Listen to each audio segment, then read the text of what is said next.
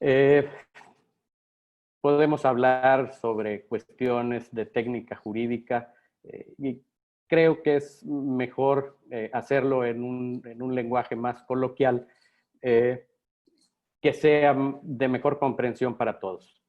El testamento es un instrumento, es un acto jurídico formal, que significa que para su plena validez tendrá que otorgarse el testamento público abierto, tendrá que otorgarse ante notario público. Cualquier persona mayor de 16 años en el estado de Tamaulipas podrá comparecer a otorgar testamento bajo los requisitos que para tal efecto establece el Código Civil del Estado.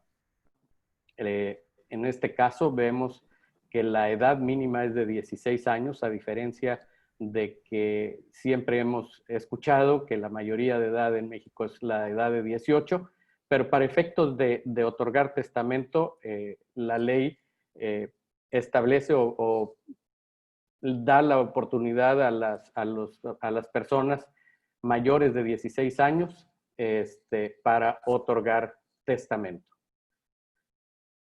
El testamento es un acto personalísimo, revocable, como lo decía, mediante el cual una persona capaz puede disponer la transmisión de su patrimonio, de sus bienes, y declarar y cumplir deberes para después de su muerte. ¿Qué significa que sea un documento personalísimo? Esta característica del testamento significa que solamente el interesado podrá instruir al notario en la forma y términos de la redacción de su testamento, de su última voluntad. No puede ser a través de notas, a través de un interrogatorio que el notario le haga al compareciente, al testador, sino que el interesado, el testador, la persona que comparezca ante el notario a otorgar su testamento, tendrá que hacerlo en forma directa, expresa y de la manera más clara y precisa que pueda ser para efectos de que el notario redacte esa voluntad del testador y lo plasme en la escritura pública del testamento. Adicionalmente, la persona que otorga el testamento debe de ser una persona capaz, es decir, que no tenga alguna incapacidad declarada en el ejercicio de sus derechos para poder disponer libremente de su voluntad, de sus bienes y nombrar a sus herederos, legatarios y a la persona encargada de la ejecución del testamento en su momento, que sería el albacea.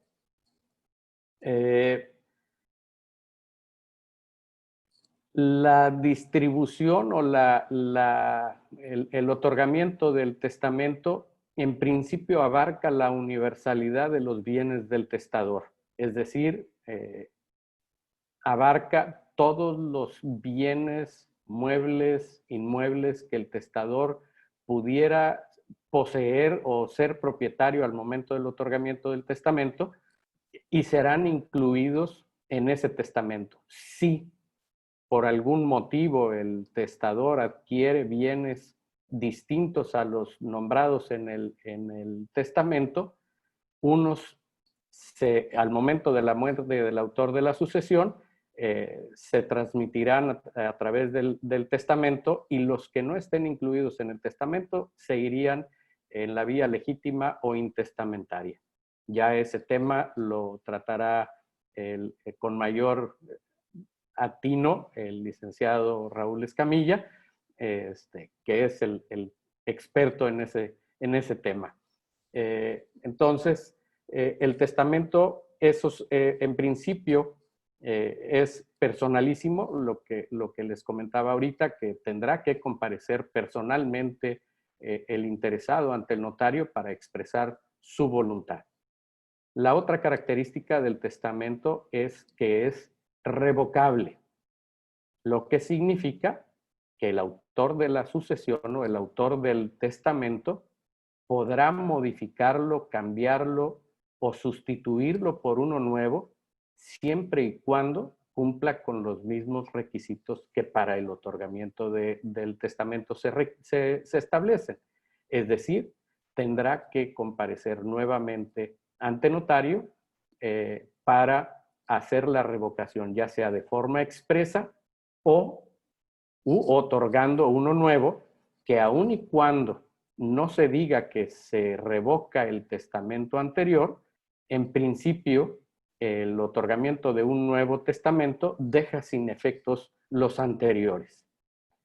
¿Qué seguridad o qué mecanismo podrán tener los herederos o los deudos del autor del testamento respecto de la validez del instrumento que, en caso de que haya varios, cómo sabrán los herederos determinar cuál de los testamentos es el vigente o el válido? Existe un principio del tiempo y el más reciente será el válido. Sin embargo, al momento de iniciar algún procedimiento sucesorio, ya se hace que se tramite en vía judicial o en vía notarial, tendrá que girarse un oficio a la Dirección de Asuntos Notariales para determinar si existe algún testamento registrado. ¿Por qué? Porque todos los testamentos otorgados ante notario deberán de inscribirse en el Registro Nacional de Testamentos, al cual tienen acceso los jueces para determinar si una persona otorgó o no testamento. Existen varios tipos de testamentos: el testamento público abierto, público cerrado, público simplificado, hológrafo, que son los testamentos ordinarios, y hay testamentos especiales, que es el privado, militar, marítimo y hecho fuera del Estado. Para efectos prácticos y de mayor, que son más comunes, el testamento más común es el testamento público abierto, que es el instrumento que le da mayor certeza al autor del testamento sobre la integridad y la validez de la disposición contenida en el testamento. Los otros testamentos son poco usados, sin embargo, están contemplados en el código y pueden ser utilizados por las personas en caso de que así lo deseen. Pero lo más conveniente y la mayor seguridad jurídica que obtendrá una persona que quiera otorgar testamento es hacerlo a través del testamento público abierto, mediante la comparecencia personal ante el notario público de su elección. Hay que recordar que se ha acostumbrado que el mes de septiembre se considera el mes del testamento, no obstante que este año no me ha tocado a mí escuchar las promociones, no promociones, sino las comunicaciones de gobierno en ese sentido. La Asociación Nacional o el Colegio Nacional de Notariado continúa con el programa de septiembre, mes del testamento, que es el mes en el cual se otorgan ciertas facilidades para el otorgamiento de testamentos, y esas facilidades tienen que ver con el costo de otorgar el testamento. Desconozco por qué ahora no ha habido esa campaña, pero vale la pena recordar que el mes de septiembre se considera el mes del testamento. Como lo comentaba al principio de mi intervención, ¿quiénes pueden otorgar testamento? De acuerdo al Código Civil del Estado de Tamaulipas, tienen capacidad para testar las personas mayores de 16 años que no se encuentren en estado habitual o accidental de demencia, siempre que no les esté impedido legalmente el ejercicio de ese derecho. Anteriormente, ya tiene algún tiempo en que se eliminó del código el requisito que existía anteriormente, que para otorgar testamento, el autor del testamento debía de ser acompañado por un par de testigos que atestiguaran la idoneidad del compareciente y la capacidad o el estado mental de la persona al momento de comparecer ante notario. Ya no es un requisito indispensable, sí queda contemplado como una posibilidad cuando el notario advierta alguna situación que no conozca al otorgante del testamento y lo vea algo inestable, puede pedir para mayor seguridad tanto del otorgante del testamento como para seguridad del notario en el otorgamiento del instrumento, la presencia de dos testigos, incluso solicitar algún certificado médico que acredite la capacidad mental del compareciente. Y solamente es para efectos de seguridad jurídica, tanto del otorgante, del notario, que vea, advierta alguna situación en los comentarios del compareciente, si existe alguna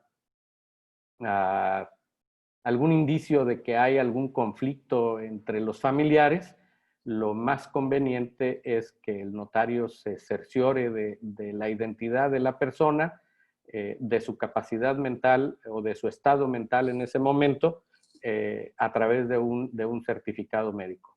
¿Por qué? Porque no obstante que el testamento sea declarado formalmente válido, hay un procedimiento judicial en ese sentido de la declaración de formalidad de testamento. Eso no impide a los herederos, en caso de que no estén de acuerdo con la redacción del testamento, el que puedan impugnarlo ante la autoridad judicial para restarle valor a ese testamento y pretender alguna otra forma de distribución de los bienes del autor del testamento. Entonces, aun y cuando no es un requisito actual de tener los testigos y el certificado médico, en ocasiones es recomendable tenerlo, ya se hace que el mismo compareciente lo lleve o que el notario lo pida lo solicite antes del otorgamiento del testamento.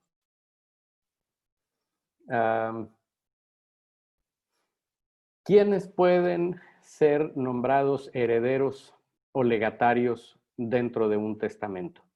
En principio, cualquier persona y cualquier habitante del Estado tiene la capacidad de adquirir por sucesión testamentaria. Sin embargo, cabe aclarar que Reynosa se encuentra en una situación geográfica especial, no por ser Reynosa, sino por ser frontera. Existe una restricción constitucional para que los extranjeros adquieran el dominio directo de bienes en la frontera y en las costas. Entonces, sí habría aquí un impedimento si el heredero o el legatario designado en el testamento no tuviera la nacionalidad mexicana. Estaría impedido para recibir esa herencia por esa limitante constitucional para adquirir el dominio directo de bienes en la franja fronteriza o en las costas, que en el caso particular de Tamaulipas tiene esas dos características de tener tanto franja fronteriza como costas en el estado. Entonces, aquí sí hay esa limitante para las personas que no tienen la nacionalidad mexicana. La institución de heredero, ¿qué diferencia hay entre un heredero y un legatario? Pudiéramos pensar que, bueno, pues somos herederos todos o somos legatarios todos, pero el código marca algunas diferencias. El heredero será a título universal y el legatario sobre bienes determinados y específicos. Y ya entrando en cuestiones técnicas, si el autor del testamento determina que sus bienes se distribuyan a través de legados, serán considerados herederos. Para efectos prácticos, lo que nos importaría en un testamento es determinar si nos designaron personas dentro de ese testamento que vayamos a recibir algún bien de ese autor de la sucesión, ya sea como heredero o como legatario.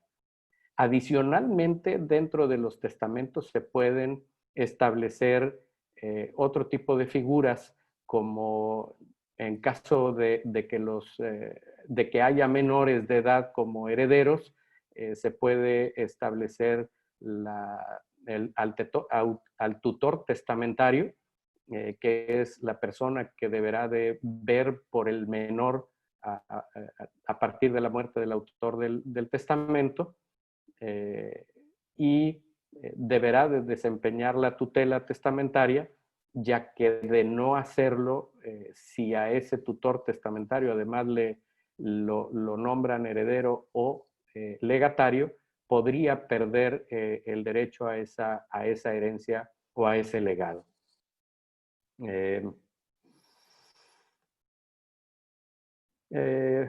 Les comentaba quiénes pueden adquirir por testamento, pero también hay personas que pueden no adquirir por testamento. Les comentaba que las personas que no tengan la nacionalidad mexicana están impedidos, en el caso particular de Reynosa o de bienes ubicados en la franja fronteriza o en las costas, están impedidos por razón de la nacionalidad.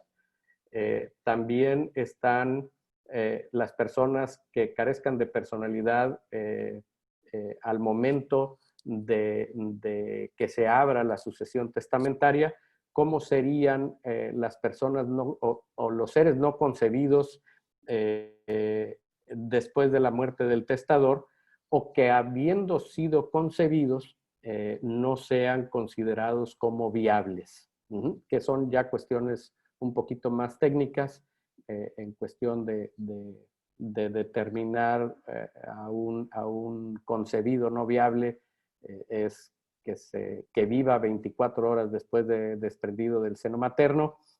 Son cuestiones ya un poquito más técnicas. Tampoco pueden adquirir por testamento quienes hayan cometido delitos en contra del autor de la sucesión. Los que hayan atentado en contra de la libertad del testador, que podrían ser el médico que asiste al autor del testamento, los ministros de culto, incluso se puede dar en casos de que se ponga en duda la integridad del testamento, en caso de que el notario no redacte el testamento en los términos que el testador está disponiendo de su patrimonio. Por falta de reciprocidad internacional, es en el caso de que algún otro país no permita que los nacionales mexicanos adquieran bienes en ese estado extranjero. Por esa falta de reciprocidad, una persona de la nacionalidad que se refiera no podrá adquirir en México. Las asociaciones religiosas tampoco podrán recibir bienes vía testamento. Esa es una situación de carácter histórica en México y se mantiene hasta la fecha el hecho de que no puedan heredar vía testamento las asociaciones religiosas.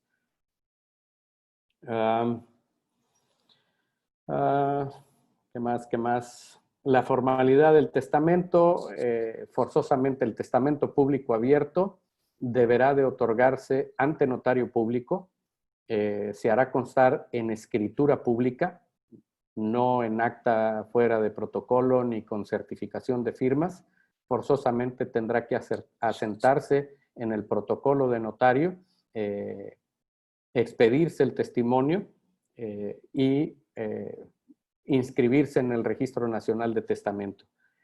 Como lo decía a lo largo de mi intervención, debe el notario tener la precaución de redactarlo de la forma más apegada a la voluntad del testador, ya que el no hacerlo así podría ser considerado el testamento no de acuerdo a la voluntad del testador y pudiera generarle conflictos a los herederos en el caso en el momento de la ejecución del testamento. Deberá de designarse al albacea testamentario y en su caso al albacea sustituto en caso de que se pueda prever la premuerte del albacea. Puede nombrarse albacea sustituto.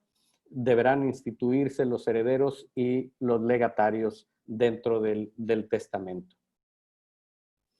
El no hacer el testamento siguiendo estos requisitos que señala el Código Civil puede acarrear la nulidad del testamento. Hay otras causas de nulidad de testamento cuando la voluntad del testador es otorgado mediante memorias o comunicados secretos que no estén permitidos por la ley, cuando el testador carezca de capacidad para testar, que esté en algún estado de demencia declarada, el testamento estará afectado de nulidad.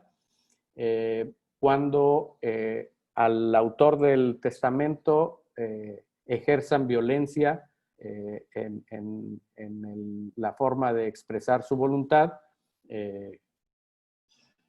y cuando el testador no exprese claramente la forma y términos en cómo quiere distribuir sus bienes para después de su muerte. Entonces son causas que afectan, no que pueden, sino que afectan en su caso la validez y puede estar afectado de nulidad el testamento, aun y cuando se otorgue ante notario.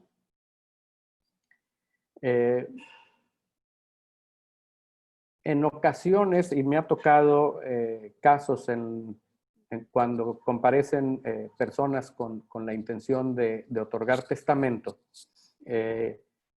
tienen la falsa creencia de que el hecho de otorgar el testamento dejan de ser propietarios de sus bienes. Y dicen, no, es que ya otorgué el testamento y pues yo no lo quiero otorgar el testamento porque si no, pues, mi hijo me va a quitar la casa yo si la quiero vender, pues ya no la puedo vender porque otorgué el testamento. Y es una situación que no es, el otorgar el testamento no limita el derecho de propiedad del autor del testamento.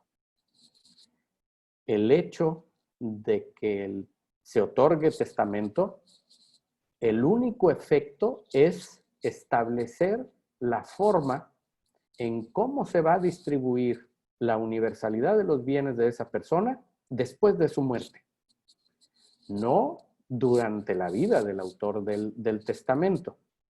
Puede otorgar su testamento y puede disponer libremente de sus bienes al grado de que cuando llegue el momento del fallecimiento del autor del testamento, el testamento no tenga bienes, o el autor del testamento no tenga bienes porque ya los dispuso en totalidad en vida. Entonces,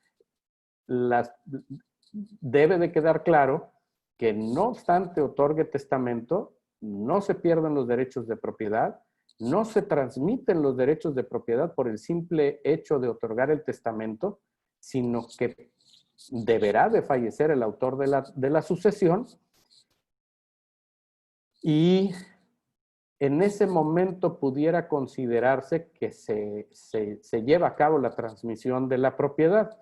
Sin embargo, no es en forma automática, aun y cuando exista el testamento, sino que deberá de realizarse el trámite judicial o el trámite notarial para poder ejecutar ese testamento y que los derechos de propiedad se transmitan a los herederos. Entonces, sí hago este especial comentario en ese sentido, porque sí me ha tocado a mí casos en que las personas tienen el temor de otorgar el testamento porque creen que dejan de ser dueños de sus bienes o que sus herederos los pueden desposeer en vida. El hecho de que los puedan desposeer en vida puede suceder aún y sin que exista el testamento. Entonces, ahí habrá que ver a quién dejamos entrar a nuestras propiedades, porque, bueno, se dan otros casos y otras figuras que no están contempladas dentro del testamento, pero que existen de desposesión. Entonces, podemos otorgar libremente nuestro testamento, nombrar herederos, nombrar legatarios, nombrar albaceas. Si tenemos hijos menores de edad, podemos nombrar a los tutores testamentarios sin ningún riesgo. Tampoco nos van a quitar a nuestros hijos. Claro, si nos quieren ayudar a la manutención de los hijos, qué bueno. Pero tampoco es el caso. Hay ocasiones en que se nombran a los tutores testamentarios y los tutores dicen, ¿sabes qué? Yo no le entro. Entonces, podemos tener confianza en la seguridad jurídica que nos otorga el testamento por las características que conlleva su otorgamiento y la supervisión, por llamarlo de alguna manera, la supervisión que tiene el otorgamiento ante notario y luego la intervención de la autoridad judicial para declarar la formalidad del testamento, ya sea para el trámite notarial o el trámite del juicio sucesorio testamentario ante el juzgado familiar. Entonces, sí nos da esa tranquilidad. Ahora bien, otro comentario que en ocasiones hacen los autores de la sucesión, que dicen, bueno, es que yo quiero evitar que mis hijos tengan problemas porque pues se van a pelear por el rancho, se van a pelear por la casa, y yo no quiero que se peleen. Quiero facilitarles las cosas. Y les digo, cuando los herederos se quieren pelear, no quiero saber qué tan bien se redacta el testamento, el pleito no se puede evitar. Usted va a solucionar, o el autor de la sucesión va a solucionar su problema, se oye muy cruel, pero al momento de la muerte. Se acabaron los problemas para el autor de la sucesión. En caso de haber problemas, será para los herederos y los legatarios. Si no se ponen de acuerdo, lo más sencillo sería ejecutar la voluntad del testador, adquirir los bienes por la herencia o por el legado que nos hayan instituido y evitarnos problemas. Pero también hay casos en los que los mismos herederos no están de acuerdo con el testamento y acuden a los tribunales a impugnar la validez del testamento, argumentando que el autor del testamento pues era incapaz o que la disposición la hizo influida por la mamá o por el hermano, y que por qué la casa de la esquina se lo dejó a uno y el que está a media cuadra se lo dejó a otro, que uno vale más, que otro vale menos. Entonces, es la seguridad jurídica del autor de la sucesión de pretender que sus herederos respeten de esa voluntad, pero no hay garantía. Lo que sí hay garantía es que la persona que otorga el testamento sigue siendo dueña de sus bienes, puede disponer de sus bienes en cualquier momento, aun y cuando se haya otorgado testamento, al grado, como lo comentaba hace un momento, de que no exista masa hereditaria al momento del fallecimiento del autor del testamento. Entonces, sí es importante, sí es trascendente la figura del testamento, y más en este momento que estamos viviendo, como lo comentaba al inicio de la charla, esta situación de pandemia nos ha hecho ser conscientes o más conscientes de la fragilidad de la vida humana, y lo mejor que podemos hacer es tener preparados nuestros documentos.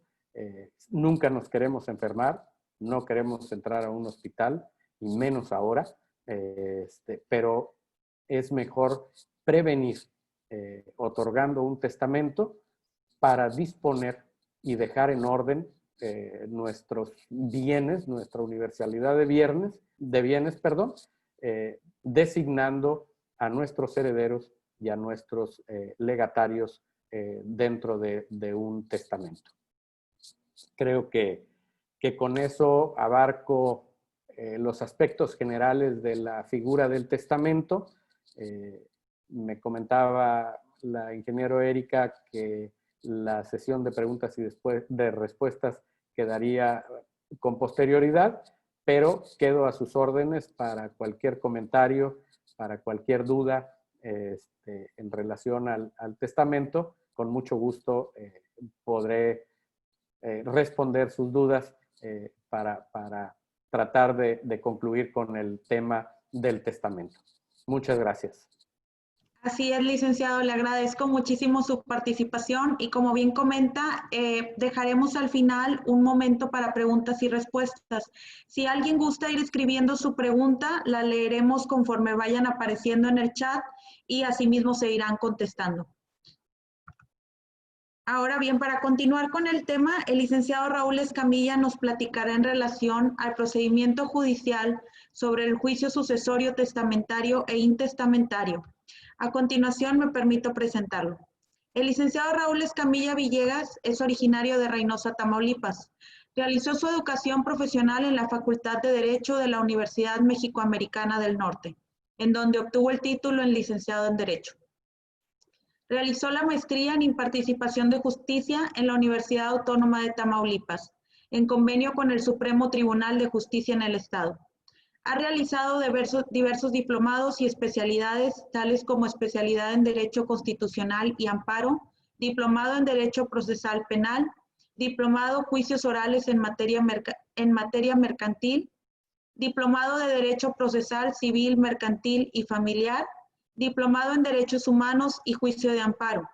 En la actualidad labora en el Poder Judicial del Estado de Tamaulipas, en donde ingresó en el mes de febrero del 98, y actualmente se desempeña como juez segundo de primera instancia familiar. Ha sido catedrático en diversas instituciones escolares y asimismo ha impartido conferencias y pláticas a estudiantes y abogados litigantes. Adelante, licenciado, lo escuchamos. Creo que el micrófono está apagado, licenciado. ¿Ahí sí me escuchan? Sí, adelante. Gracias. Muchas gracias, buenas tardes. Agradezco la invitación para platicar con ustedes sobre este tema tan importante, como lo decía ahorita el notario. Coincido totalmente. Sobre todo me quedo con la frase donde menciona que nos da certeza y mucha seguridad jurídica elaborar un testamento. Y como bien lo dijo él, y más en estos tiempos en donde estamos viviendo esta situación de pandemia, y tristemente hemos visto todos los días que conocemos juicios sucesorios testamentarios e intestamentarios, que la causa de muerte es la que ya conocemos actualmente, ¿verdad? El problema del COVID. Entonces, como bien decía el notario, nos da mucha certeza el dejar un testamento. En cuestiones prácticas es muy sencillo, es económico, más en este mes de septiembre, donde se acostumbra que haya una serie de facilidades, de promociones y da mucha certeza jurídica. Nosotros lo recomendamos mucho. ¿Por qué?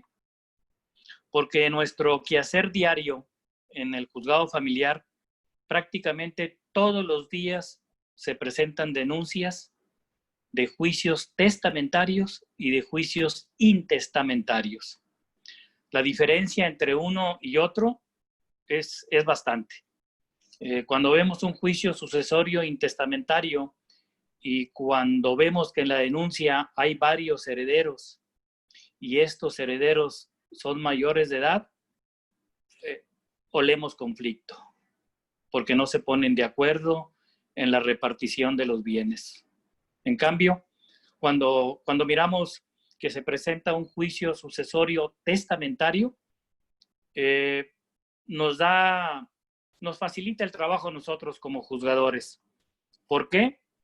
Porque se va a acatar la última voluntad del autor de la sucesión. Esa voluntad que otorgó ante un notario público a través de un instrumento personalísimo, como es el testamento.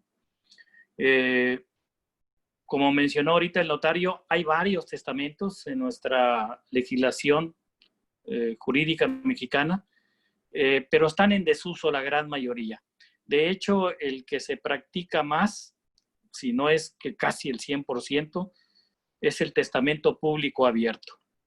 En mis casi 23 años de servicio para el Supremo Tribunal de Justicia en materia familiar civil, nada más he visto un par de testamentos diferentes al público abierto. El público abierto es un acto muy sencillo, vuelvo a repetir que da mucha certeza, económicamente es muy accesible. Una vez denunciado el juicio sucesorio testamentario, se acompaña obviamente a la denuncia ese testamento público abierto. Y en la cuestión procedimental, nosotros procedemos a su radicación, le asignamos un número de expediente y el trámite inicia. Se ordena, se gira algunos edictos que se van a publicar en un periódico de mayor circulación de la localidad, así como en el periódico oficial del estado de Tamaulipas. Y también se ordenan girar oficios a la dirección del Archivo General de Notarías, Registro Público de la Propiedad, quienes a su vez nos informan que efectivamente ese testamento que el denunciante exhibió a su escrito inicial de denuncia, efectivamente fue otorgado con todas las formalidades que la ley exige, sobre todo ante un notario público, y con todos los requisitos que exige el testamento público abierto. Una vez revisado este requisito elemental, nosotros procedemos a su radicación y el trámite inicia. En realidad es un trámite muy sencillo. El juicio sucesorio testamentario es muy sencillo. Como dijo el notario ahorita, te da certeza y seguridad jurídica, pero no te garantiza que no vaya a haber problemas entre las personas que fueron instituidos como herederos. Algunas ocasiones hay problemas en la cuestión de la repartición de los bienes, porque se acostumbra que el autor de la sucesión normalmente disponga que deja sus bienes en partes iguales. Y cuando hay varios hijos, eso en ocasiones se convierte en un problema, porque hay ocasiones en que uno de ellos quiere un bien determinado que tiene quizá un valor comercial más alto que otro, y es donde se suscitan problemas. Por eso cuando vemos que el autor de la sucesión dispone de manera determinada cuál bien va a ser para cuál heredero, ahí prácticamente no hay ningún problema, ¿verdad? Es lo que consideramos un legado, un bien determinado para una persona determinada. Entonces, volviendo al tema del procedimiento, cuando nosotros radicamos ese expediente sucesorio testamentario, hacemos esa convocatoria de posibles acreedores. Puede haber algún acreedor por ahí que tenga alguna cuenta o tenía alguna cuenta pendiente a su favor en relación con el autor de la sucesión, bueno, el llamamiento a juicio se hace precisamente a través de esa convocatoria, a través de los edictos, esos edictos que vemos por ahí en el periódico de mayor circulación aquí en la ciudad, convocando herederos, pues tiene ese fin precisamente convocar a aquellos posibles acreedores o a aquella persona que se sienta con derecho a la herencia. Una vez transcurridos los términos que establece la ley, que normalmente son 2 publicaciones en el periódico oficial y 2 publicaciones en el periódico local, una vez transcurridos esos términos y una vez recibidos los oficios a los que hice mención hace un momento, se convoca una junta de herederos. Esa junta de herederos tiene como objetivo hacerle saber a las personas que están instituidas como tal, por la última voluntad del autor de la sucesión. En esa junta se procura llamar a todos los que fueron mencionados en el testamento para que comparezcan. Previamente se les manda la notificación a través del actuario.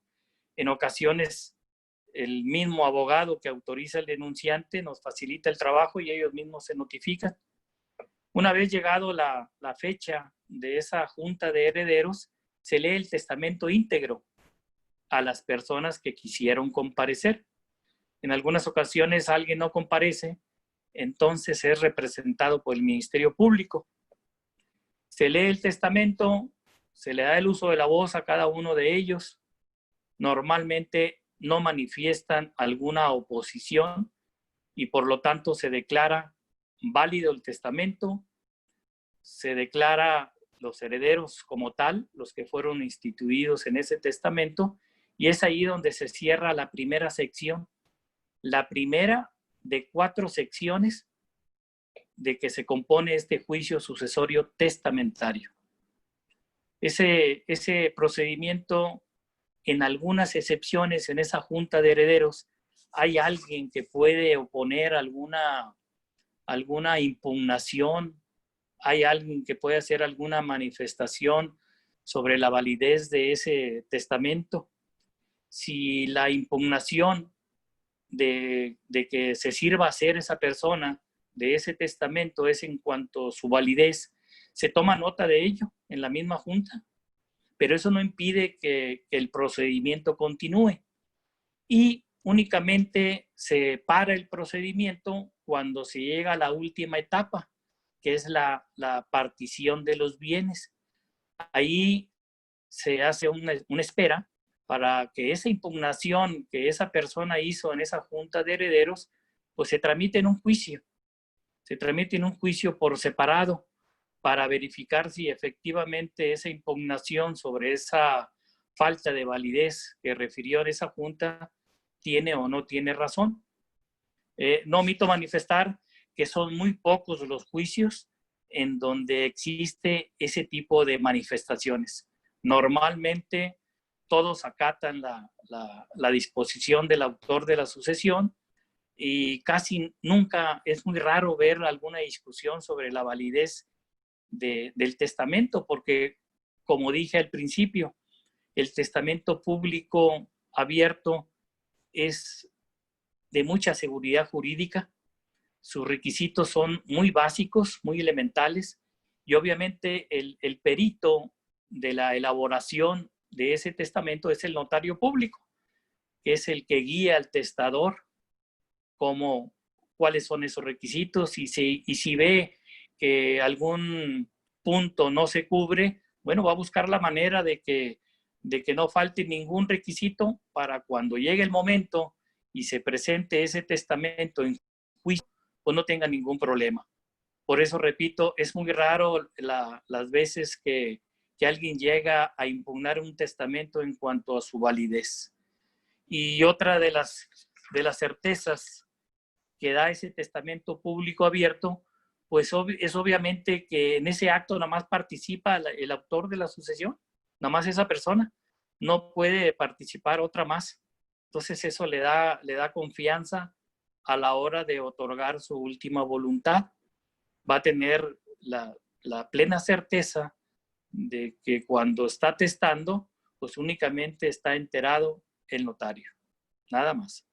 Se van a enterar los familiares a quien dejó como herederos, pues precisamente cuando se denuncie el juicio sucesorio testamentario, es decir, al momento de la muerte del autor de la sucesión. Esa es la primera sección, que dicho sea de paso, comparada con las otras 3 secciones, es la que dura un poquito más por la cuestión de las publicaciones. Enseguida tenemos la segunda sección, que la ley le denomina inventario y avalúo. Decía hace un momento el notario que la persona puede testar y puede dejar el inmueble a favor de determinada persona, un hijo, la esposa, un hermano, no lo sé, a quien él desee. Pero en vida él lo pudo haber sacado de su dominio, lo pudo haber vendido y donado.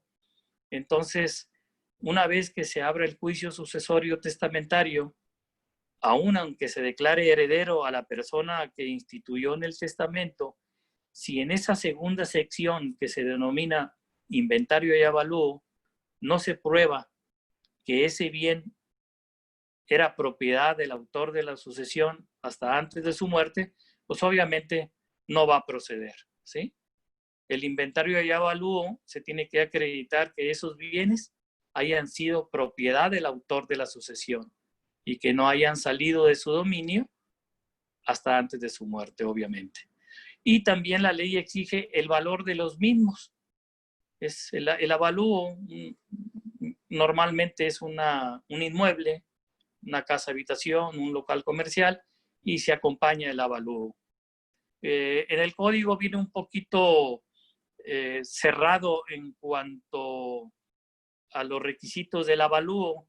En la práctica consideramos nosotros los juzgadores, o la gran mayoría de ellos, que el avalúo se solventa con la constancia catastral, el valor catastral.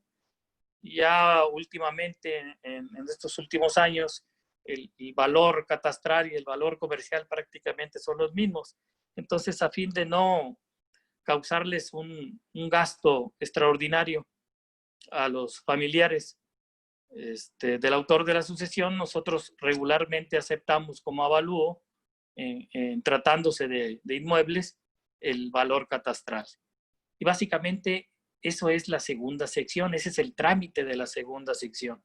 Los bienes y valores del autor de la sucesión, esos mismos bienes que estipuló en su testamento público abierto. La siguiente sección es la de administración.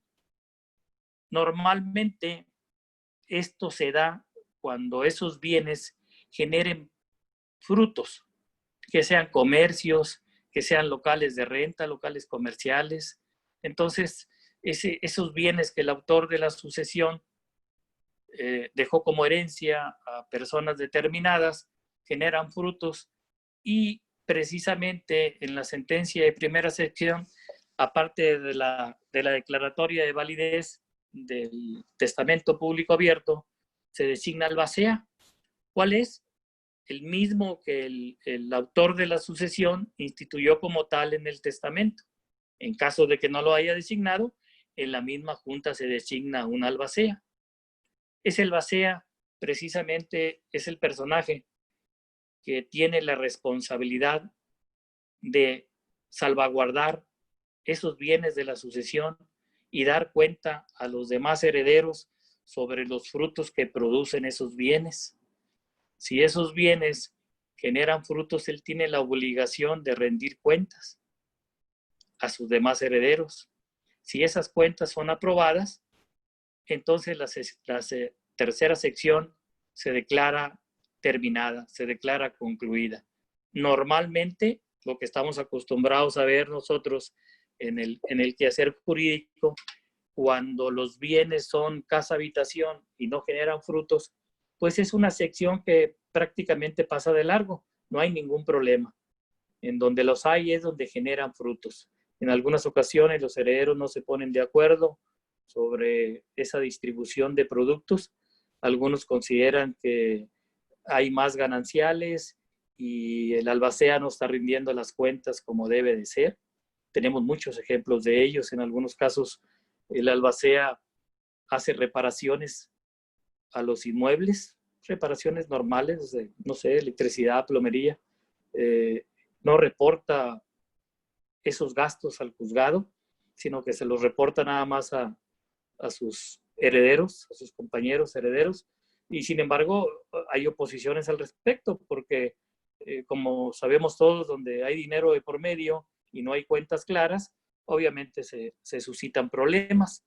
Entonces, si una cuenta es bien manejada por el albacea y queda todo plenamente demostrado ante el juzgado, los ingresos que obtuvo de los inmuebles que generan frutos y las erogaciones que hubo por concepto de reparaciones, por concepto de pagos de impuestos, y si queda todo comprobado, a pesar de que haya alguna oposición por parte de algunos herederos, el juzgado lo aprueba. Todo esto a través de incidentes que se generen en esa misma tercera sección, ¿sí? Después de esa tercera sección, inicia la cuarta y última sección, que es la distribución, o más bien la partición de esos bienes. Normalmente se da cuando el autor de la sucesión, en su testamento público abierto, que otorgó ante el notario público, puso que los bienes fueran para sus hijos en partes iguales. Hay ocasiones en que ese tipo de manifestaciones se presentan problemas, porque cuando es una casa habitación y hay 2 o más herederos, pues obviamente no se puede hacer una partición de esa casa para darle a cada quien lo que le corresponde, por cuestiones obvias, físicas, de construcción, no es posible hacer una división. Lo que procede en esos casos es ese avalúo que se acompañó en la segunda sección del inventario de avalúo, se hace venta, se hace una venta y con el producto de ese ingreso económico se reparte. Pero en muchas ocasiones no se ponen de acuerdo. No se ponen de acuerdo argumentando que el valor que se le asignó en la segunda sección a ese inmueble no es el correcto. Algunos herederos consideran que es más. Entonces, ahí nos detenemos un poquito. Ahí la persona que se opone tiene que acreditar que efectivamente, si él afirma que ese bien vale más que el valor que se le asignó en la segunda sección, pues obviamente tiene que comprobarlo. ¿Cómo se va a comprobar ese tipo de situaciones? Con los avalúos correspondientes actualizados. Y es donde se suscitan algunos problemas y en donde los juicios en los juicios sucesorios testamentarios se pueden prolongar un poquito más, ¿sí?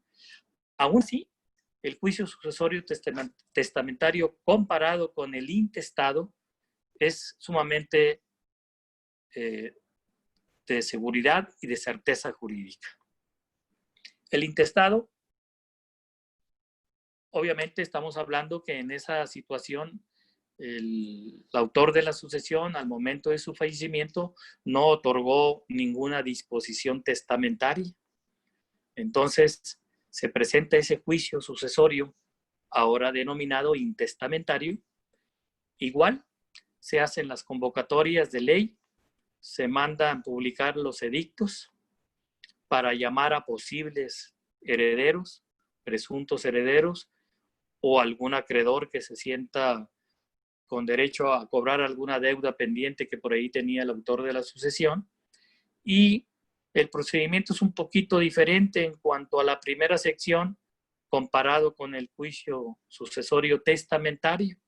Ahí es un poquito diferente porque hay algunas etapas que se tienen que agotar, ¿sí? Se hacen esas publicaciones de ley que comento, se pide información al director de notarías en el estado para preguntar si hay algún testamento. No lo hay, normalmente nos informan que no lo hay. Registro público de la propiedad igual, nos informan que no hay ningún registro de algún testamento elaborado por la persona que murió ante un notario y por lo tanto no hay ningún testamento inscrito. Entonces, una vez que, el interesado exhiba los periódicos en donde se acompañe o donde figure que viene el edicto y transcurra el término que la ley marca, no comparece ningún deudor, entonces únicamente tenemos como herederos a aquellos que justificaron el entroncamiento con el autor de la sucesión, es decir, los parientes del difunto. En este caso, o en muchos casos, ¿verdad?, son su descendencia, los hijos, que concurren con la esposa del difunto. Entonces se va a declarar como tal a los hijos y se declara su carácter, se hace un pronunciamiento respectivo sobre la cónyuge supérstite, que en algunas ocasiones hereda, en otras no. Todo depende del régimen con el cual se haya casado en relación con el autor, con el difunto. Si se casó por sociedad conyugal y estos bienes que adquirieron fueron dentro de la vigencia de esa sociedad conyugal, entonces ella es dueña del 50%. El otro 50% serán herederos única y exclusivamente nada más los hijos. Si por algún motivo el 50% de la viuda sea inferior a lo de los herederos, entonces se hace una pequeña compensación ahí para que se iguale. Pero normalmente nada más se le respeta su carácter de cónyuge y los herederos vienen siendo la descendencia del autor de la sucesión, que son los hijos.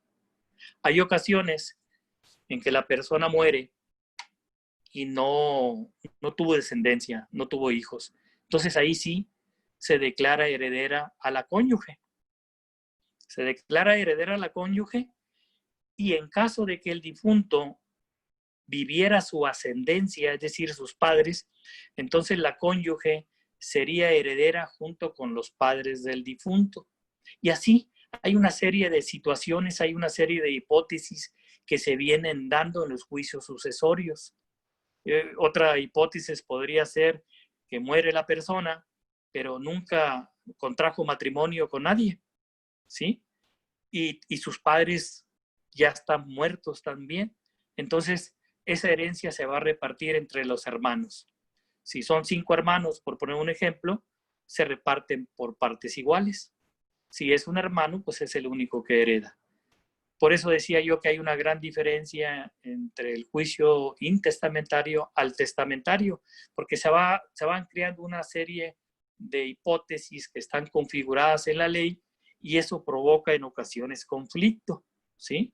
Hay hermanos del difunto, esposa del difunto, padres del difunto, y llega un momento dado en que todos se creen con derecho a la herencia.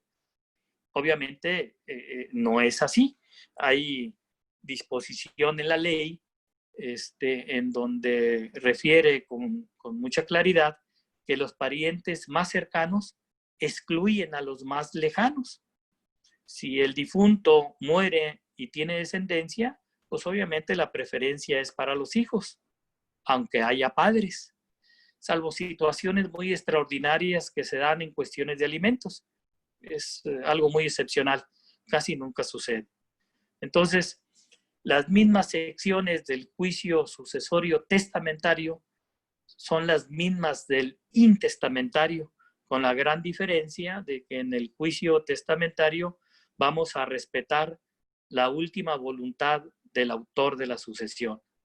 Por eso es bien importante, nosotros lo recomendamos mucho, que se deje disposición testamentaria. Afortunadamente en los últimos años veo que nuestra cultura ha cambiado, cada vez más vemos juicios testamentarios. Esta situación por la que estamos pasando, pues hasta cierto punto es una sacudida y nos hace reflexionar en la necesidad de hacer ese acto jurídico que, repito, es muy sencillo, es de un costo muy accesible y no deja tantos problemas. porque como dijimos al inicio, te da certeza y seguridad jurídica, pero esto no exime que pueda haber algunos conflictos entre algunos familiares determinados. Considero que en la cuestión procedimental la he abarcado de manera muy generalizada, ¿verdad? Nada más me queda decir que todas las decisiones que nosotros dictamos como juez de primera instancia, todas las decisiones que en algunas ocasiones, cuando hay conflictos entre los herederos, se dictan muchas resoluciones. Bueno, todas nuestras resoluciones no es la última, no es la última decisión. No tenemos la verdad absoluta. Todas nuestras decisiones están sujetas a que sean revisadas. Las partes interesadas tienen expedito su derecho para interponer los medios de impugnación, los recursos que la ley les concede, medios de impugnación como recursos de revocación, como recursos de apelación y en ocasiones el medio extraordinario, el juicio extraordinario de defensa, que es el juicio de amparo. Pero yo considero que en la cuestión procedimental, de manera generalizada, la he cubierto. Estoy a su disposición para cualquier pregunta o aclaración, con mucho gusto la atenderemos. Por mi parte es todo. Muchas gracias. Muchísimas gracias, licenciado. Gracias por sus aportaciones y también gracias al licenciado Alberto Pérez por la enseñanza que nos deja en el día de hoy. Aún queda la sección de preguntas, pero me permito leer los reconocimientos que tenemos preparados para ustedes, a quienes les agradezco infinitamente su tiempo y profesionalismo para llevar a cabo este evento, Testamento, Seguridad para tu Futuro. Aquí me permito leerles los reconocimientos para que los vea quien nos está acompañando.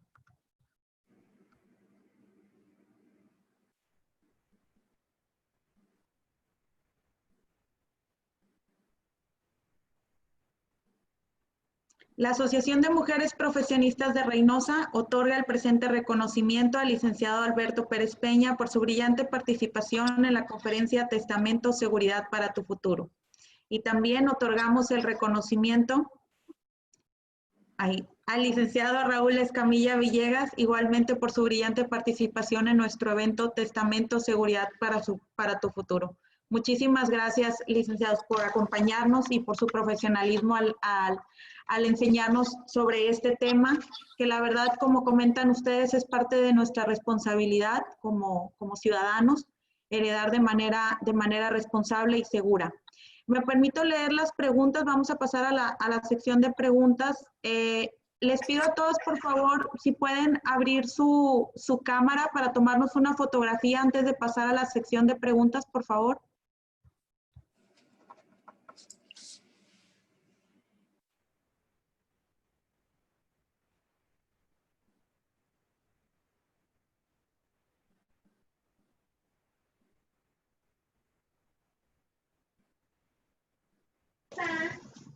No.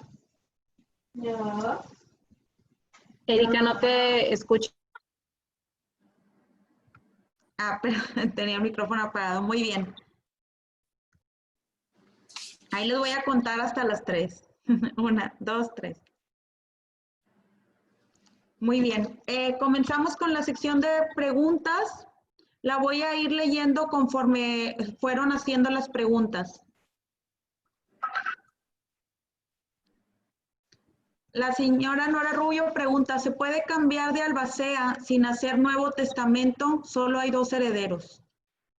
Quien guste contestar, del licenciado Alberto y el licenciado Raúl, adelante. Sí, definitivamente sí se puede cambiar.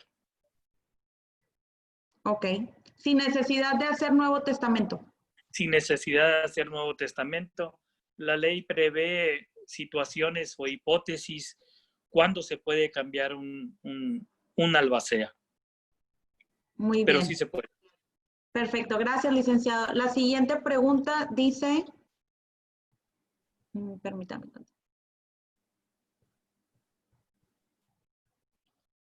Dice, ¿los herederos sí pueden tener doble nacionalidad? Sí. La limitante, teniendo la doble nacionalidad, siempre y cuando una de esas 2 nacionalidades sea la mexicana, pueden adquirir en zona fronteriza o en las costas, siempre y cuando comparezca con su nacionalidad mexicana. Muy bien. Dice la siguiente pregunta. Una cuenta bancaria está a nombre de un hijo, pero la voluntad del padre es distribuir dinero en partes iguales. ¿Cuál es la forma legal de que un hermano pase el dinero a los demás? ¿Causa impuestos? Esa es muy buena pregunta. Esa es muy buena pregunta que en algunos casos prácticos que hemos tenido en el juzgado lo hemos visto. Cuando usted va a una institución bancaria y hace alguna inversión o realiza alguna cuenta de ahorros, siempre la institución bancaria nos pide beneficiarios, ¿verdad? Entonces, cuando muere la persona, todo eso lo digo porque lo hemos visto en la práctica. Cuando muere la persona y sus familiares se enteran de que tenía alguna cuenta bancaria y saben perfectamente bien quién era esa persona, ese beneficiario, acuden al banco para cobrar el importe de esa cuenta bancaria, porque lo dejaron como beneficiario. Sin embargo, la institución bancaria les exige que se abra el juicio sucesorio correspondiente. En mi opinión, debería de ir la persona al banco, comprobar que el titular de esa cuenta bancaria ha fallecido, llevar el acta de defunción y el banco debería de otorgarle la cantidad económica ahí establecida. En la práctica no lo hacen así.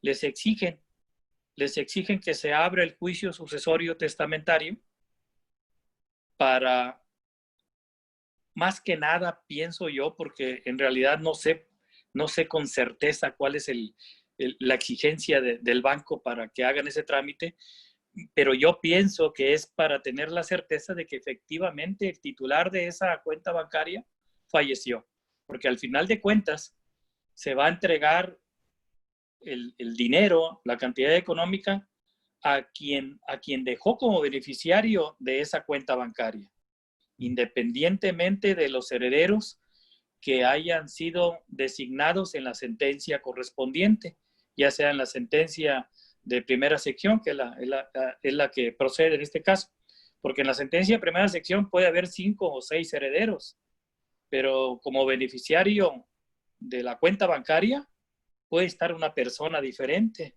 ¿Sí me explico? Por eso pienso yo que esa exigencia que hace el banco es más que nada para constatar la muerte del titular de la cuenta bancaria, porque al final de cuentas tiene que entregar el numerario económico a la persona que figure como beneficiario en el contrato. Esa es mi opinión. Muy bien. Me permito leer la siguiente pregunta. ¿Cuál es el costo de un juicio sucesorio testamentario y de un juicio sucesorio intestamentario? Dependerá de la cantidad de bienes que conformen la masa hereditaria. Básicamente, dependiendo del número de bienes y del valor de los bienes, es en el que se basa para determinar el costo del trámite judicial, no que el juzgado cobre, sino que el abogado que lleva el trámite judicial del sucesorio testamentario o intestamentario, depende de los bienes que conforman la masa hereditaria. Muy bien. La siguiente pregunta dice, ¿la herencia tiene fecha de expiración y cómo reclamar una herencia después de 10 años cuando se ha firmado la sucesión de derechos a la albacea sin consentimiento? Ya se firmó sin estar consciente por motivo del fallecimiento de un familiar. No sé si se entendió la pregunta.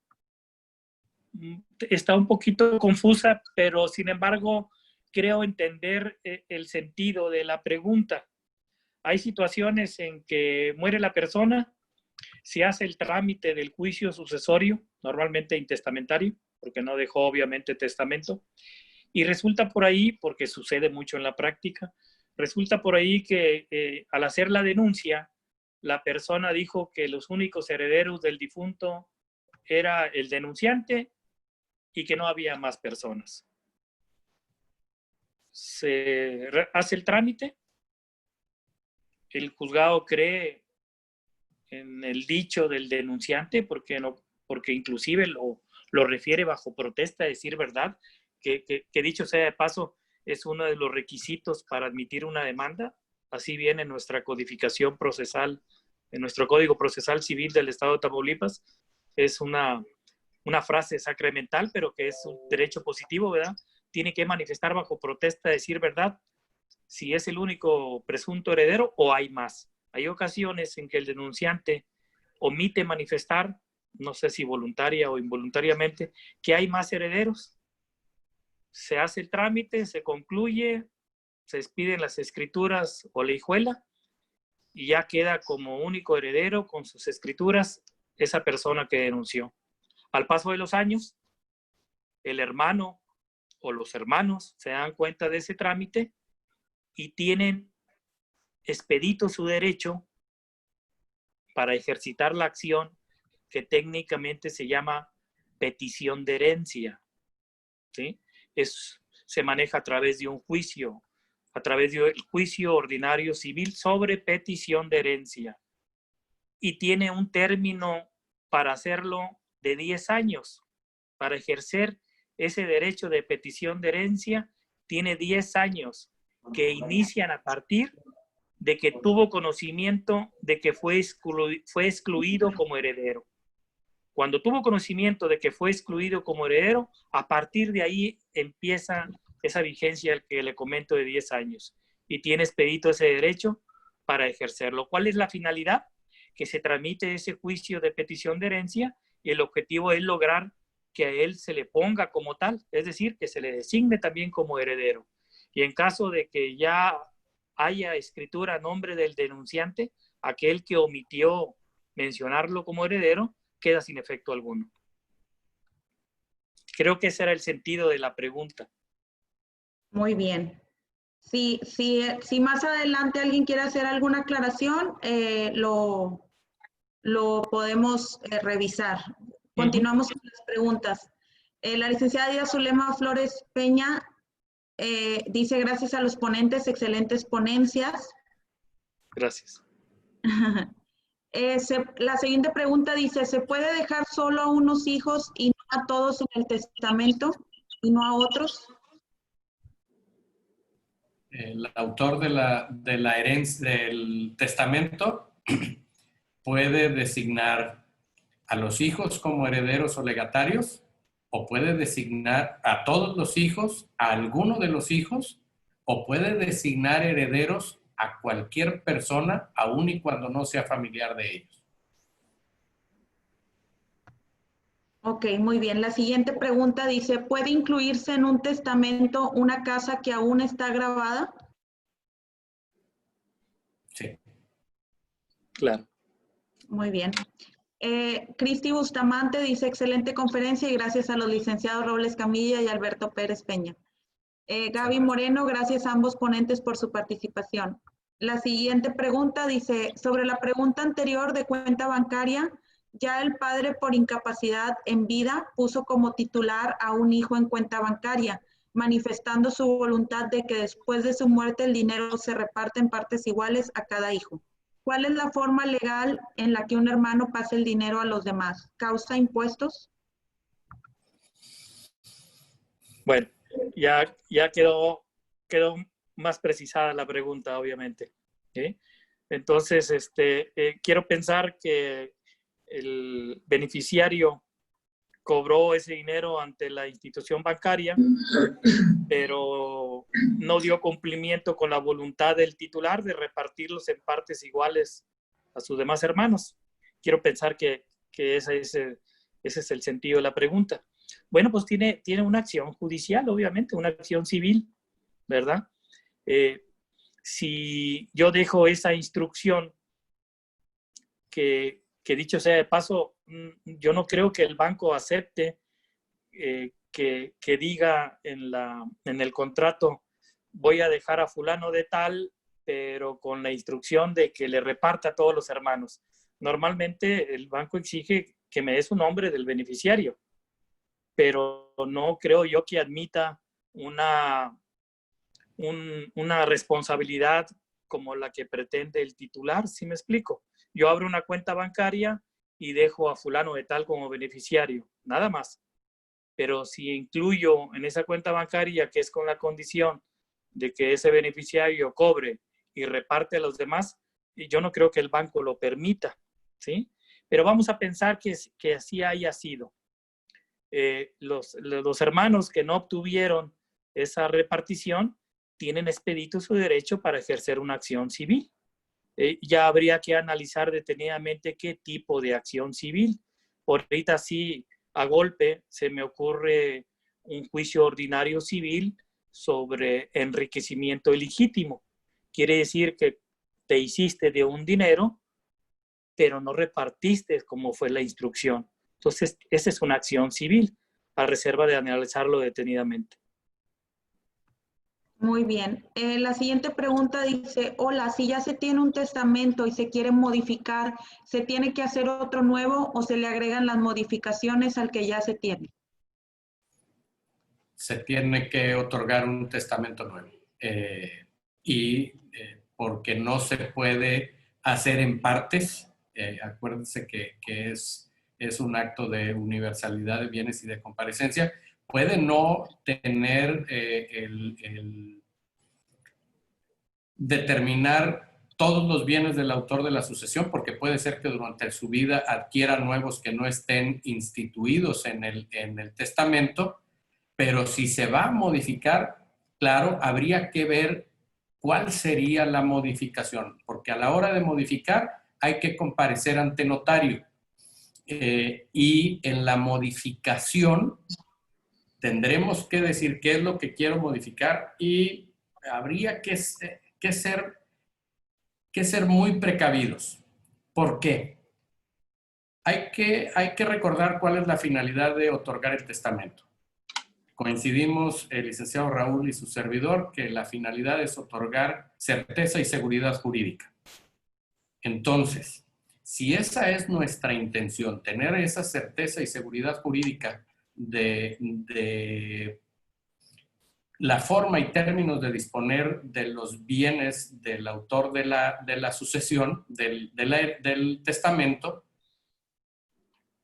es preferible otorgar un nuevo testamento a estar haciéndole parches, porque vamos a tener que llegar con el juez con 2 o 3 o más instrumentos que el juez tendrá que interpretar cuál parte del anterior testamento sigue siendo válida, cuál fue modificada con el ulterior testamento, y en lugar de aclarar y dar certeza jurídica a sus herederos, lo único que va a hacer una capirotada y va a darle elementos a esos herederos para impugnar uno o varios de los instrumentos otorgados con esas disposiciones testamentarias que pudieran crear duda entre los herederos.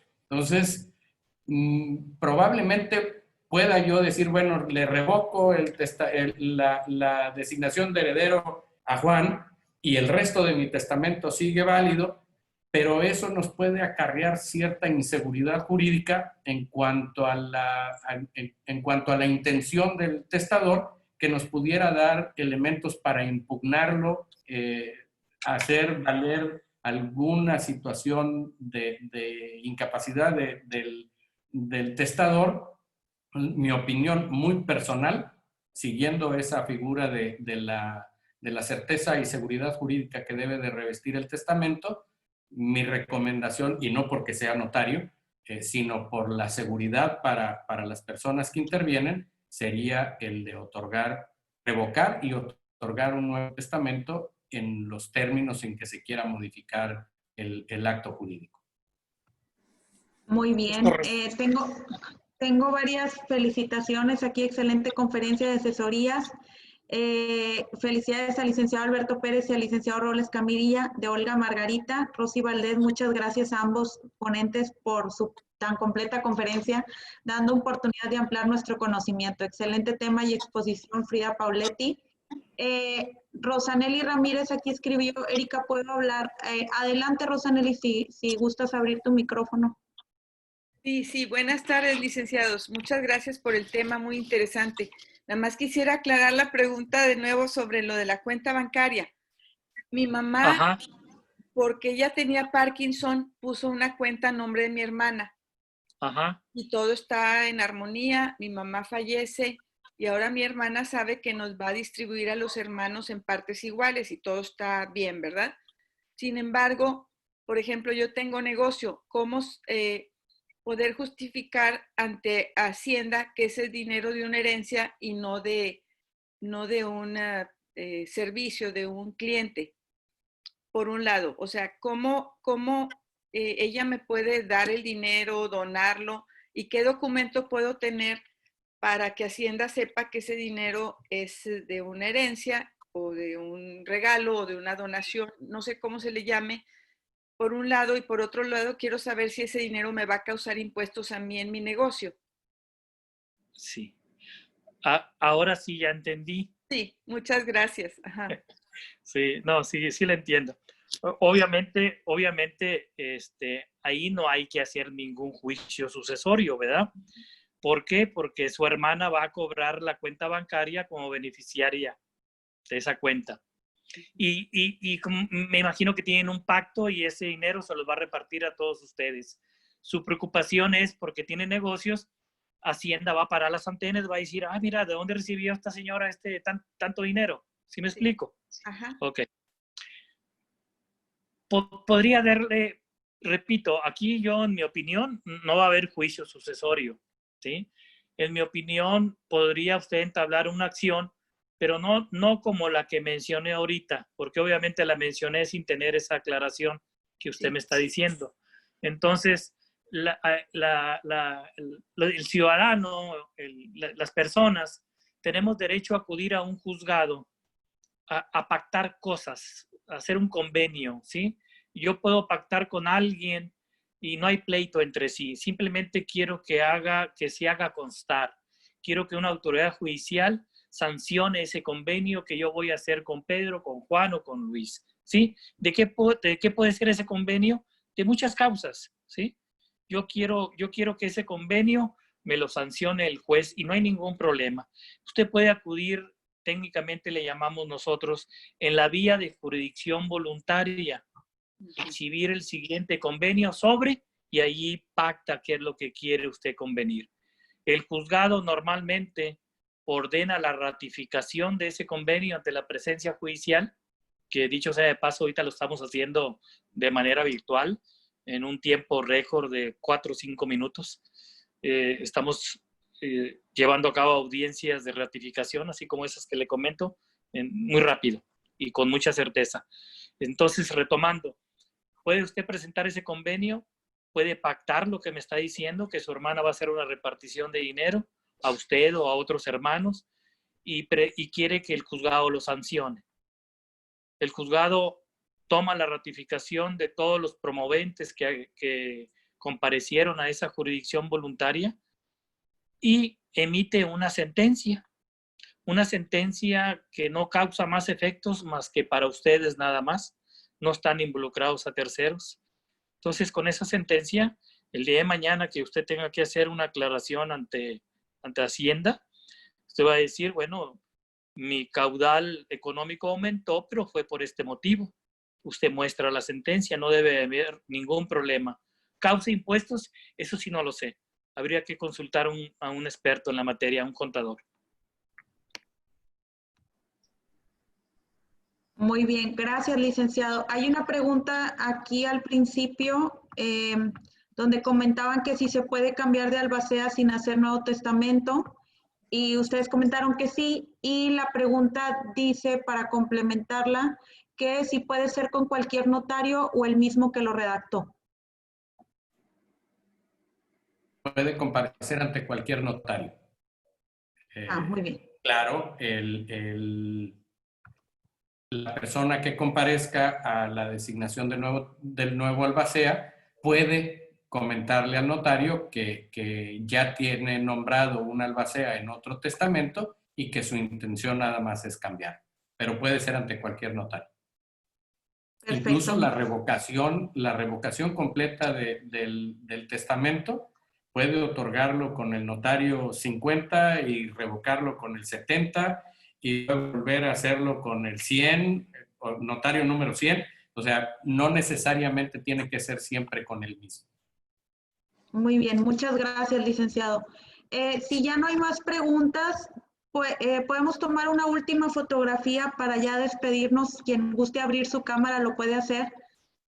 Hace ratito se ingresaron nuevas personas a la conferencia.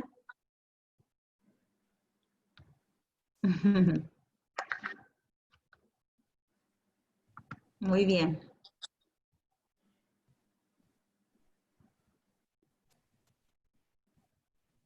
Ahí estamos bien, ok.